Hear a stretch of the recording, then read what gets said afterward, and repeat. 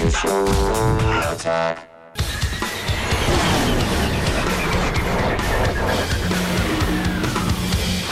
guest tonight in Washington, D.C. from Slate.com, Chris Wilson joins us, and in New York at Forbes.com, David Ewalt is back for more loop punishment. Welcome, everybody. Chris, last week you wrote a piece for Slate about the myth of Web 2.0 democracy. You said that sites like Digg and Wikipedia, they're actually run by this sort of select group of super users, and you called it the wisdom of the chaperones. And I'm wondering if you could explain just a little bit what you meant by that exactly. Yeah, sure. Thanks a lot for having me. A lot of people participate in these sites. The numbers are very staggering. But in fact, as you mentioned in your introduction, there are a very, very small number of people who are really directing the overall direction of the site, I guess you would say. And, the word chaperones, think about, your 7th grade trip to the zoo.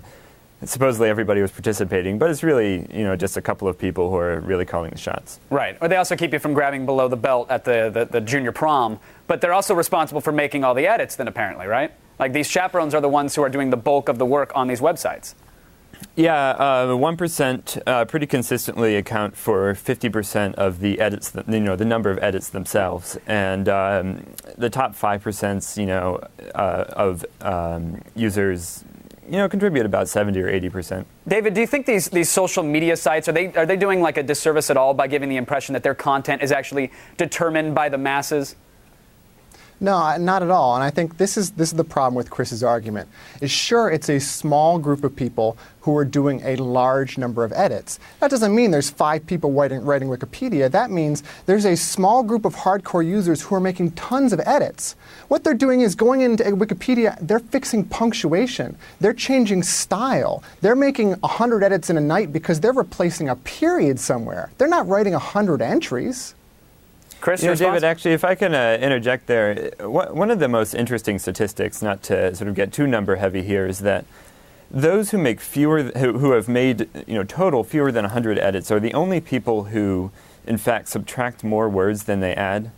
Now, there's a lot of ways you can interpret this, but certainly a lot of the researchers will tell you that they suspect that, in fact, it's quite possible that it is that other 99% that are doing some of that more custodian work that you talk about. I think that the 1%, in fact, is still contributing a huge amount of the actual content, the thing that we read when we go to the site.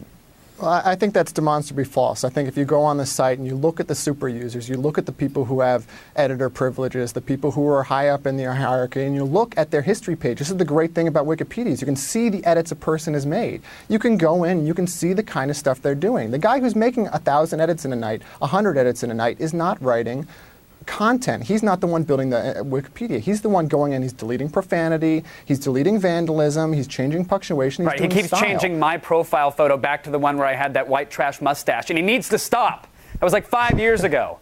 But let's move on from Wikipedia, because that's just one of the many sites that are doing the whole social thing. Earlier this week, we saw the launch of Yahoo Buzz, which is another site that supposedly measures votes and search patterns to bring the top stories to the front of the page. In this case, of course, it's the Yahoo homepage.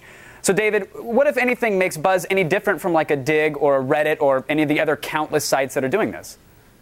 Well, the thing that makes it different is that Yahoo has 16 gazillion readers, and it's all people who have never, ever approached something like Digg or like Wikipedia or Reddit. These are moms and grandmas, and these are people who Yahoo is just their default homepage, and that's how they're going to stumble into Buzz, and that's what's different. This is now you're really going to expose, the unwashed masses, this huge group of people, to this idea of social news. And speaking of the general public, yesterday's top 10 searches on Yahoo included High Five, Lindsay Lohan, Britney Spears, and the WWE. So, Chris, when everyone's searching for pop stars and porn, how can Buzz manage to reach like the rest of the internet and keep their homepage interesting? I'm hooked. You got me at porn, but for everybody else.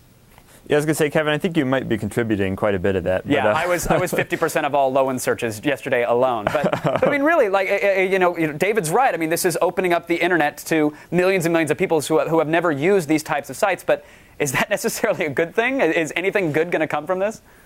Well, it is, I can't say as I understand the real kind of the gears of it, but it does appear to be measuring behavior as opposed to, sort of what people search for as opposed to, say, what they vote on, what they actively, rate as good content. But I think that one of the neatest models out there is the Amazon model, where it looks at what you have bought, what you've looked, what you've browsed, and then it recommends things based on what other people like you have done. Now, what you see is that there's these networks that people who like history books, are going to buy a lot of history books, and they'll be connected. And sure, if you rate one thing high and person number 2 rated something high, chances are you have some similar tastes, and so it recommends based off that. I could see getting news that way as being a cool thing. But David, I'll give you the final word here, sir. We're out of time. I just want to know, with all these sites launching, Yahoo Buzz, yet again the latest of these sites, what can they do to evolve? Like, what is the next site going to have to do to stand out? Give me an idea for my $million.com, please. Well, I've already filed for the IPO, so first of all, you can't steal this. But I think a lot of what's got to happen is, we've seen a lot of social networks where people are gathering by interest, and then you've sort of got these separate social news sites. You've got Digg and Reddit, and you've got Netscape's efforts. And I think you're going to see some combination of those two, where now it's the people who are really into photography. They'll be able to get stories that they're interested in, share them above and of like. And I think that's what Yahoo's going to have to do, is not just sort of throw out every story in the world and let people moderate them. Right, they've got to launch that High Five, Lindsay Lohan, WWE only social network, and then they'll have the internets knocking on their door. All right, I want to thank my guests, Chris and David, for joining us. Thank you guys so much for keeping us in the loop.